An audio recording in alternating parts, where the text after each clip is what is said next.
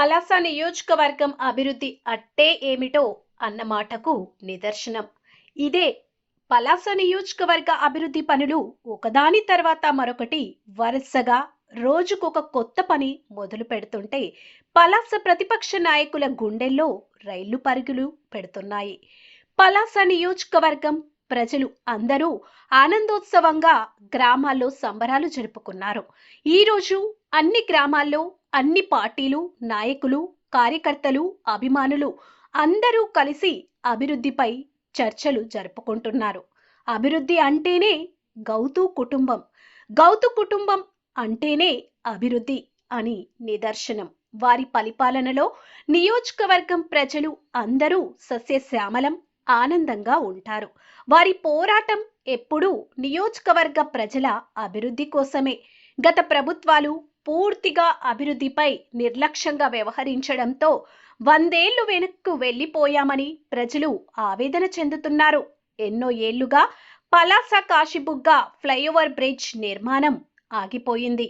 దీనిపై ఎన్నో వాగ్దానాలు పలికారు. నాయకులు కనుమరుగైపోయారు. వాగ్దానాలన్నీ నీటి మావులా మిగిలిపోయావి. కూటమి ప్రభుత్వం అధికారంలోకి వచ్చాక పలాస ఎమ్మెల్యే గౌతు శిరీష దానిపై ప్రత్యేక దృష్టి పెట్టి కేంద్ర మంత్రి కింజారపు రామ్మోహన్ నాయుడు సహాయ సహకారాలతో ఈరోజు 46,64,00,000 రూపాయలు ప్రభుత్వ నిధులు విడుదల చేసి తక్షణమే పనులు ప్రారంభించాలని అధికారులు ఆదేశించారు. దీని వెనుక కృషి చేసిన ప్రతి నాయకులు పలాస నియోజకవర్గ ప్రజలు ప్రశంసలు కురిపిస్తున్నారు. తూర్పు టీవీ ప్రేక్షకులకి హృదయపూర్వక నమస్కారాలు తెలియజేసుకుంటున్నాను.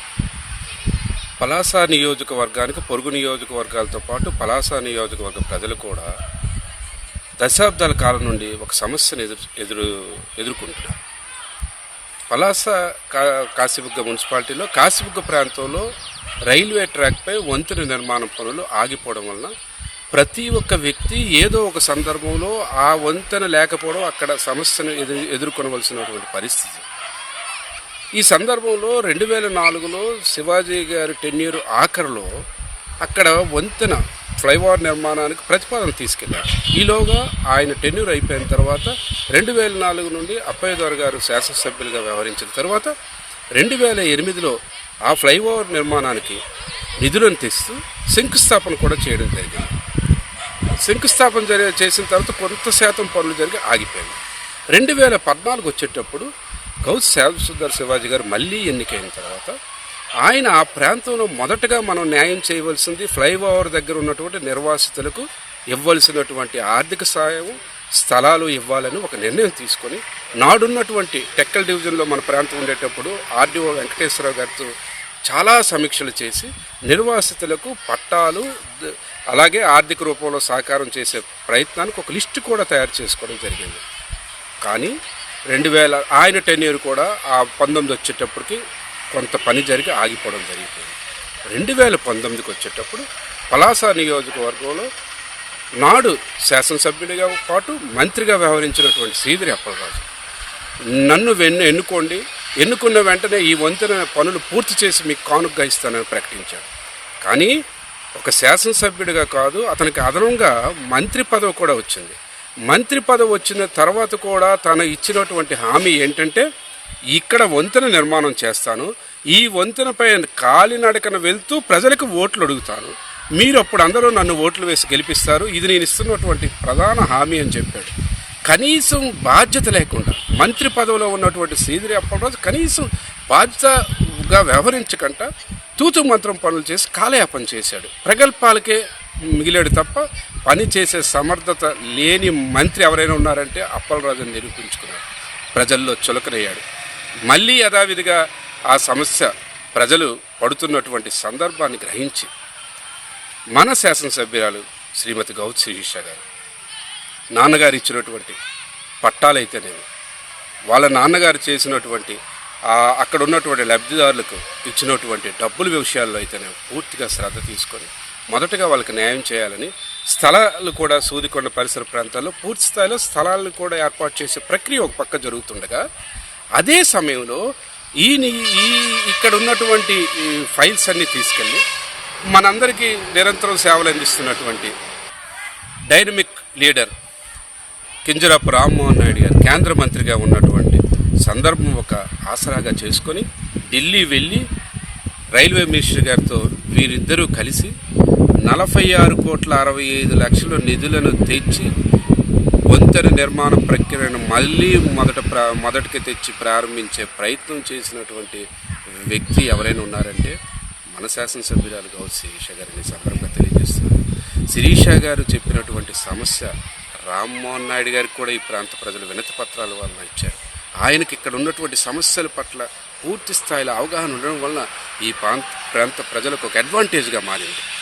ఆయన ఒక అకుంఠిత దీక్షతో ఈ పలాస నియోజకవర్గాన్ని అభివృద్ధిలో ప్రథమ స్థానంకు తీసుకెళ్లాలని ఒక సంకల్పంతో వీరిద్దరూ ఒకటే ఈ వంతెనకు 46,65,00,000 నిధులను తెచ్చి పూర్తి స్థాయిలో పనులు ప్రారంభించే దశకు వచ్చిందని ఈ సందర్భంగా తెలియజేసుకుంటున్నాను. వీళ్ళు వంతెన ప్రారంభించిన వెంటనే పలాస నియోజకవర్గ ప్రజలే కాదు, పొరుగు రాష్ట్రాల నుండి వచ్చినటువంటి ప్రజలైతేనేమి, పక్క నియోజకవర్గంలో ఉన్నటువంటి ప్రజల మనసుల్లో చిరస్థాయిగా అటు కింజరాపు రామ్మోహన్ నాయుడు గారు, అచ్చెన్నాయుడు గారు, అలాగే మా శిరీష గారు అందరి గుండెల్లో ఉంటారని ఈ సందర్భంగా తెలియజేసుకుంటున్నాను. ప్రతి ఒక్కరు కృతజ్ఞత భావంలో భవిష్యత్తులో వాళ్ళ రాజకీయానికి పూర్తి అండదండలు అందిస్తారని కూడా ఈ సందర్భంగా తెలియజేస్తున్నాను. నమస్కారం అండి. మనకి 2007లో స్వర్గీయ అప్పుడు ఎమ్మెల్యేగా ఉన్న అప్పయ్య దొర గారు, ఇప్పుడు స్వర్గీయ అప్పయ్య దొర గారు ఆ రోజు బెండిగేట్ అయితేనేమి, పలాస కాశీబుగ్గ రైల్వే ఫ్లైఓవర్ అయితేనేమి రెండు కూడాను శంకుస్థాపన చేయడం జరిగింది. అయితే ఆ టైంలో కొంతవరకు పూర్తి చేసి తర్వాత వచ్చిన నాయకులు వాళ్ళ టైంలో 2014-19 మధ్యలో బెండిగేట్ అయితే పూర్తి చేసుకోవడం జరిగింది. ఆ టైంలో తర్వాత మనకి వచ్చేది కాశీబుగ్గ ఫ్లైఓవరు కొంతవరకు ఇటువైపు చిన్నబడం వైపు అయితే రైతులకి అమౌంట్ ఇచ్చే విషయం కానీ, మిగతా అక్కడ ఉండే లబ్ధిదారులకు కానీ పట్టాలు ఇచ్చే విషయంలో కానీ అప్పుడున్న ఎమ్మెల్యే శివాజీ గారు కొంత కృషి చేశారు. తర్వాత 2019 ఏదైతే మనకి కొత్తగా నాయకత్వం వచ్చింది జగన్మోహన్ రెడ్డి గారి హయాంలో, మేము గెలిస్తే ఇది మీకు చేసి పెడతాము, ఇది పూర్తి చేస్తే కానీ మేము ఎలక్షన్కి వెళ్ళము, ఓట్లు అడగము అని చెప్పి ఎన్నో ప్రగల్భాలు పలికి మరి రాష్ట్ర మంత్రివర్గంలో కూడా చోటు సంపాదించుకొని కనీసం ఈ ఫ్లైఓవర్ అనేది పూర్తి చేయడం జరగలేదు. అయితే మళ్ళీ 2024 కూటమి ప్రభుత్వంలో ఇక్కడ ఎమ్మెల్యేగా శిరీష గారు గెలిచిన తర్వాత ఈవిడ పట్టుబట్టి ఎలాగైనా సరే ఇది పూర్తి చేయాలి, ఎంతోమంది ఇబ్బంది పడుతున్నారు, రైతులు ఇబ్బంది పడుతున్నారు, స్టూడెంట్స్ ఇబ్బంది పడుతున్నారు, అలాగే పేషెంట్లు ఎంతోమంది ఆ గేటు దగ్గరికి వెళ్ళి చనిపోయే పరిస్థితి కనిపిస్తుంది, అలాగే ట్రైన్కి వెళ్ళే వాళ్ళు కూడా ఇబ్బంది పడుతున్నారు, అటువైపు నుంచి వచ్చి ఒరిస్సా నుంచి వచ్చి ఇటు విశాఖపట్నం వెళ్ళే వాళ్ళు కూడా, అలాగే ఇచ్చాపురం నుంచి వచ్చే వాళ్ళు కూడా ఎంతోమంది చాలామంది గేటు వేస్తే సుమారు 30 నుంచి 40 నిమిషాలు మనకి అక్కడ టైం వేస్ట్ అవుతుందని చెప్పి ఈ ఇబ్బందులు దృష్టిలో పెట్టుకుని ఎలాగైనా సరే ఇది పూర్తి చేయాలని చెప్పి కంకణం కట్టుకొని మరి మన కేంద్ర మంత్రి గారైన రామ్మోహన్ నాయుడు గారికి పట్టుకొని సెంట్రల్కి వెళ్ళి సెంట్రల్ మినిస్టర్లతో కలిసి ఎలాగైనా సరే ఈ కార్యక్రమం మాకు చేసి పెట్టాలని కోరిన తర్వాత మనకి సుమారు 46.67 కోట్లు కేంద్రం నుంచి మనకి శాంక్షన్ చేయడం జరిగింది.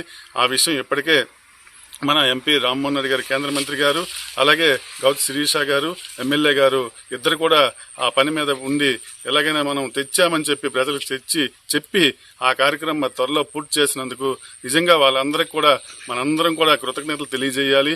అలాగే శిరీషమ్మ గారు చేసిన కృషి అంటే అప్పటి నుంచి 2007 నుంచి పెండింగ్లో ఉన్న పని, అంటే ఇంత ఆర్థిక ఇబ్బందుల్లో మన రాష్ట్రం ఉంది, ఎలాగైనా సరే ఇది పూర్తి చేయాలని చెప్పి కేంద్ర మంత్రులతో కలిసి సెంట్రల్ గవర్నమెంట్ నుంచి ఫండ్ తీసుకొచ్చి మరి కార్యక్రమం చేసినందుకు శిరీషమ్మ గారికి కూడా ప్రత్యేకమైన కృతజ్ఞతలు మేమందరం కూడా తెలియజేసుకుంటున్నాం.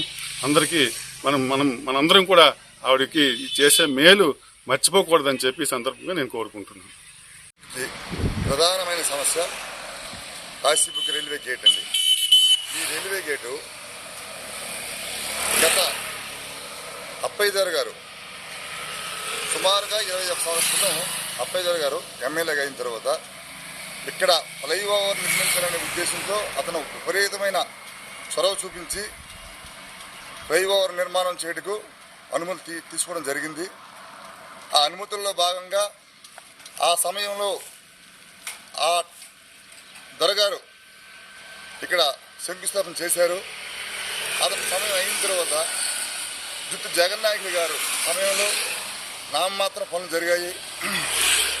ఆ తర్వాత శివాజీ గారు ఈ ప్రాంతంలో ఉన్న స్థలాలు సేకరణ సమస్యగా మారింది. అప్పట్లో కోర్టు వెళ్ళడం జరిగింది. ప్రజలందరూ కూడా, ఇక్కడ స్థానిక రోడ్డు సైడ్ ఉన్న ప్రజలందరూ కూడా ఈ బ్రిడ్జి తప్పకుండా చేయాలని ఉద్దేశంతో అతను చాలా కష్టపడి గౌతి శ్యామసుందర్ శివాజీ గారు బ్రిడ్జి పనుల కోసం చాలా దృష్టి సారించారు. ఆ భాగంలోనే తర్వాత వైసీపీ ప్రభుత్వం వచ్చిన తర్వాత పూర్తిగా పట్టించుకునే పరిస్థితి అయింది. అప్పుడు కాంట్రాక్టర్ గారు కొంత పనులు చేసినప్పటికి కూడా సుమారుగా 5 కోట్ల రూపాయలు వాళ్ళు బిల్లు చెల్లించకుండా అలాగే ఆపేయడంతో వాళ్ళు చాలా ఇబ్బంది పడ్డారు. ఆ తర్వాత చంద్రబాబు నాయుడు గారి ప్రభుత్వం వచ్చిన తర్వాత శిరీషమ్మ గారు ఎలక్షన్ ముందు వాగ్దానం చేశారు, నేను ఎమ్మెల్యే అయిన తర్వాత ఈ బ్రిడ్జి పూర్తి చేసిందని చెప్పేసి చెప్పడంతో అందరూ ఆమెకి పట్టం కట్టారు. ఆమె అనుకున్న విధంగా ఈ బ్రిడ్జిని రామ్మోహన్ నాయుడు గారి సహకారంతో సెంట్రల్ మినిస్టర్ గారు ఈ విషయం చెప్పడం జరిగింది. సుమారు 46 కోట్ల రూపాయలు శాంక్షన్ చేయడం తర్వాత ఈ శాంక్షన్లో భాగంగా ఈ ప్రాంతం అందరూ కూడా సంబరాలు చేసుకునే పరిస్థితి వచ్చింది. ప్రతి ఒక్కరికి కూడా చాలా ఇబ్బంది పడుతున్నారు ఈ రైల్వే గేట్ నుంచి. ఇదైతే అభివృద్ధి విపరీతంగా అవుతుంది. పలాస ప్రాంతం అంతా, పలాస నియోజకవర్గం కాకుండా ఈ ప్రాంతం అంతా అభివృద్ధి చెందుతుందని చెప్పేసి అందరూ కూడా అనుకోవడం నిజం కూడా. ఈ ప్రాంతం అభివృద్ధి అవ్వాలంటే ఒకే ఒకటి, ఈ ఫ్లైఓవర్ బ్రిడ్జి నిర్మాణం పూర్తి అవడమే. ఈ బ్రిడ్జి నిర్మాణం పూర్తయితే ఎమ్మెల్యేగా కంటిన్యూ అవుతారని చెప్పేసి ప్రతి ఒక్క ప్రజలు కూడా అనుకోవడం జరుగుతుంది. దీన్ని శిరీషమ్మ గారు సాధించి ప్రజల మన్ననలు పొందారు.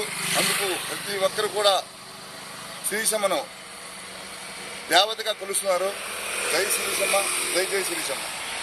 ఈ గేటు వల్ల హార్ట్ అటాక్ పేషెంట్లు అలాగే పాముగాడు గురైన ప్రజలు, రైతులు చాలా ఇబ్బందులు పడి ఎందరో చెరిగిన పరిస్థితులు ఉన్నాయి. అలాగే నిరంతరం కూడా ఈ గేటు దగ్గర ట్రాఫిక్ సమస్య విపరీతం అవడం వల్ల రోజుకు పోట్లాట జరుగుతూనే ఉంటుంది. ఇదంతా చాలా ఇబ్బంది పడే పరిస్థితి. ఇది సుమారుగా 2 సంవత్సరాలలోగా అయిపోతుందని చెప్పేసి అందరం అనుకుంటున్నాం. ఇది అయితే ఈ పలాస ప్రాంతం కూడా అభివృద్ధి ఉంటుంది. అది అయినట్టునే జిల్లా కూడా అవుతుందని చెప్పేసి నమ్మకంతో ఉన్నాం. అందరం కూడా దీన్ని ప్రజలందరూ గమనిస్తున్నారు. దీన్ని ఎంత వేగం చేస్తే అంత సంతోషిస్తారని చెప్పేసి శిరీషమ్మ గారికి, రామ్మోహన్ నాయుడు గారికి, పెద్దలందరికీ తెలియజేస్తున్నాను. జై హింద్, జై తెలుగుదేశం, జై చంద్రబాబు నాయుడు గారు. అందరికీ నమస్కారం అండి. ఇక్కడ Palasa Kashibugga railway gate flyover సమస్య అనేది కొన్ని సుదీర్ఘమైన సమస్య. దీనిపైన ఎన్నో ప్రభుత్వాలు మారాయి, ఎన్నోసార్లు యంత్రాలు క్యాన్సిల్ అయ్యి, అలాగే ఆ వైసెస్ సమస్యలు, గృహాలు అన్నీ తొలగించడము, దానికి క్లియరెన్స్ రావడానికి చాలా సమయం పట్టింది. కానీ దీని అన్నింటినీ అధిగమించి మన ఎమ్మెల్యే గారు, ఈ ప్రభుత్వం మన శిరీష గారి హయాంలో, అలాగే మన రామ్మోహన్ నాయుడు గారు సమక్షంలో ఇది కేంద్రం దృష్టికి తీసుకెళ్ళి కేంద్రం దృష్టిలో పెట్టి దీని సమస్యని పూర్తిగా నిర్మూలించాలని, సమస్య మళ్ళీ పరిష్కారం దిశగా వెళ్ళాలని పూర్తిగా ఈసారి మేము పూర్తిగా నమ్ముతున్నాం. ఏంటంటే ఖచ్చితంగా రామ్మోహన్ నాయుడు గారు దీనిపైన దృష్టి పెట్టారు కాబట్టి ఖచ్చితంగా మనకి ఫ్లైఓవర్ అనేది ఖచ్చితంగా వస్తుందనేసి ఆశిస్తున్నాం. ధన్యవాదాలు తెలియజేస్తున్నాం. పిల్లలు స్కూల్కి ఉద్యోగాలకు వెళ్ళేవాళ్ళు, అలాగే ఉపాధ్యాయులు, స్కూల్ పిల్లలు వీరు కూడాను సమయానికి కాలేజీకి వెళ్ళలేక, స్కూల్కి వెళ్ళలేక, ఉద్యోగాలకి వెళ్ళలేక చాలా ఇబ్బందులు పడేవారు. అది ఈ ప్రభుత్వము దృష్టి సాధించి దీని మీద పరిష్కారం తీసుకెళ్ళినందుకు మా రామ్మోహన్ నాయుడు గారికి, మా తెలుగుదేశం తరఫున ఉండే నాయకులందరికీ ధన్యవాదాలు తెలియజేస్తూ, అలాగే ఈ 2-3 సంవత్సరాల్లో లేదా ఒక ఏడాదిలో ఇది పూర్తిగా ఫ్లైఓవర్ పైన పూర్తి చేస్తే అందరూ సంతోషంగా ఎవరి విధుల్లో వాళ్ళు సమయానికి చేరుకుంటారని కోరుకుంటున్నాను.